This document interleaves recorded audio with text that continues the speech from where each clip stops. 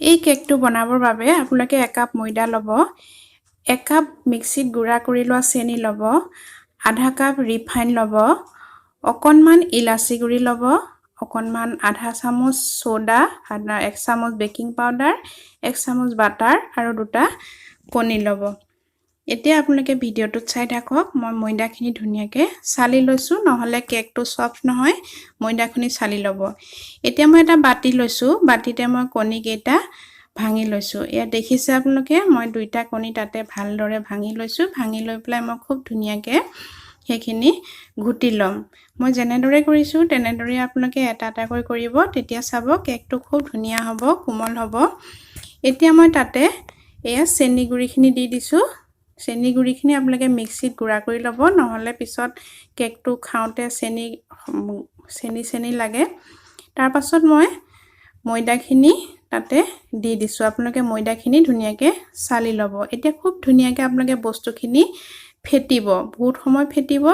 তাৰ পাছতে তাতে ৰিফাইনখিনি দি দিব ৰিফাইনখিনি দিয়াৰ পাছতো আপোনালোকে প্ৰায় 10 মিনিট কিন্তু বস্তুখিনি ঘুটি থাকিব নহলে কেকটো নুফুলিব এয়া দেখিছে মই খুব ধুনীয়াকৈ ফেটি আছো ফেটি তাৰ পাছতে মই তাতে 1 চামুচ বেকিং পাউডাৰ দিছো আৰু তাতে মই অকণমান আধা চামুচ খোৱা সোডা দিম আপোনালোকে দেখি আছে মই এয়া খোৱা সোডা দিছো দি পেলাই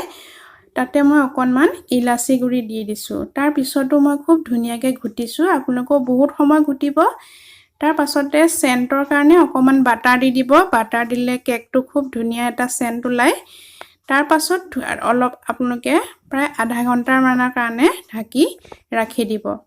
এতিয়া আপোনালোকে দেখিছে মই এটা বাটি লৈছো বাটিটোত মই বাটাৰ সানি লৈছো বাটাৰ সানিলে আপোনাৰ কেকটো উলিওৱাত সুবিধা হ'ব আপোনালোকে বাটাৰ পেপাৰো দিব পাৰে তাৰ পাছতে মই যিখিনি পেষ্ট আছিল পেষ্টখিনি তাতে ঢালি দিছো আপোনালোকে এটা কথা মন কৰিব বাটিটো ডাঙৰ ল'ব যাতে পেষ্টখিনি আধাতে থাকে কাৰণ কেকটো বহুতখিনি ফুলে নহলে ফুলি ওলাই আহিব বাটিটো অলপ ডাঙৰ ল'ব এয়া দেখিছে মই ধুনীয়াকৈ পেষ্টখিনি তাতে ঢালি দিছো আৰু এতিয়া মই তাতে অলপ ড্ৰাই ফ্ৰুটছ দি দিম আপোনালোকে দিবও পাৰে নিদিবও পাৰে মই তাতে বাদাম আৰু খিচমিচ কাটি পেলাই ছটিয়াই দিছো আপোনালোকে দেখিছে কেকটো ভাল লাগে দেখিও ভাল লাগে খাইও ভাল লাগে বা নিদিলেও হয় আপোনালোকৰ কথা হেতু এয়া মই কেটামান ড্ৰাই ফ্ৰুটছ ছটিয়াই দিছো এতিয়া মই এটা গেছত কুকাৰ বহাই লৈছো কুকাৰটোতে মই অকণমান নিমখ দিছো আপোনালোকে 1 কাপ মান নিমখ দিব নিমখখিনি তাতে ধুনীয়াকৈ মিলাই দিব মিলাই পেলাই কুকাৰটো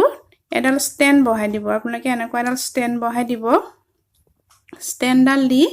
প্ৰায় 10 মিনিটৰ কাৰণে গেছটো কমাই পেলাই কুকাৰটো পুৰা গৰম হ'ব দিব পুৰা গৰম হোৱাৰ পিছত চাব 10 মিনিট পিছত গেছটো খুলি দিব খুলি পেলাই হাতটো আপোনালোকে দি চাব কুকাৰটো বহুত গৰম হৈ যায় সাৱধানে হাত ঘুমাব কাৰণ খুব গৰম হয় আৰু তাৰ পাছতে যিখিনি বাটিটোত আমি পেষ্ট থৈছিলো সেই বাটিটো ধুনীয়াকৈ বহাই দিব এয়া মই জেনেদৰে কৰিছো আপোনালোকে তেনেদৰেই কৰিব ইয়া দেখিছে মই দি পেলাই কুকাৰটো বন্ধ কৰি দিছো কুকাৰটো কিন্তু আপোনালোকে হুইসেলটো আৰু ৰাবাৰডাল খুলি দিব তাৰ পাছত আধা ঘণ্টাৰ কাৰণে আপুনি কুকাৰটো বন্ধ কৰি গেছটো কমাই পেলাই কুকাৰটো উঠাই ৰাখি দিব আধা ঘণ্টাৰ পাছত ইয়া আপোনালোকে দেখিছে মই গেছটো অফ কৰি পেলাই কুকাৰটো খুলিছো কেকটো কি ধুনীয়াকৈ ফুলি আহিছে এতিয়া কেকটো হৈছে না আপোনালোকে এখন চাকু বা এডাল কাঠি দি চাব পাৰে যদি তাত একো লাগি নাহে তেনলে গম পাব আমাৰ কেকটো ৰেডি হৈ গৈছে এতিয়া এখন থাল লৈ আপোনালোকে